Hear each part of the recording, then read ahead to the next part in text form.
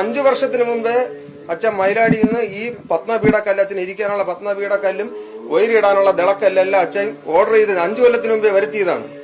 പക്ഷെ വരുത്തിയിട്ട് ഇപ്പോഴാണ് അച്ഛൻ പറഞ്ഞത് ഞാൻ സമാധിയാവാൻ എനിക്ക് സമയമായി എന്ന് പറഞ്ഞ് എന്റെ അച്ഛൻ സമാധി ആവാൻ വേണ്ടി അവിടെ ചെന്ന് അച്ഛൻ പത്മാസനത്തിൽ ഇരിക്കുകയാണ്. ആ പീഠത്തിൽ പത്മാസനത്തിൽ ഇരുന്നിട്ട് എന്നെ അനുഗ്രഹിച്ചിട്ട് അച്ഛന്റെ ആ യോഗ കലകളെല്ലാം ആ പ്രാണശക്തിയെല്ലാം ഉണർത്തി ഓരോ അനാഗത ചക്രത്തിൽ ഓരോരോ കലകളെ ഉണർത്തി കുംഭകം ചെയ്യും. അതായത് പ്രാണായാമം ചെയ്ത് കുംഭകം ചെയ്ത് ആ ബ്രഹ്മത്തിലേക്ക് ലയിക്കുന്ന സമയമാണ്.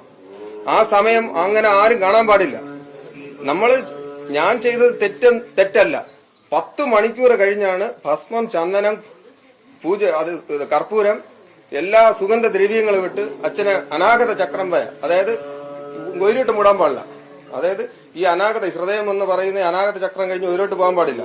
അതുവരെ മൂടി ആ ഭസ്മവും ഈ സുഗന്ധ ദ്രവ്യങ്ങളും കർപ്പൂരം എല്ലാം ഇട്ട് അച്ഛനെ നിമജ്ജനം ചെയ്തിരിക്കുകയാണ്.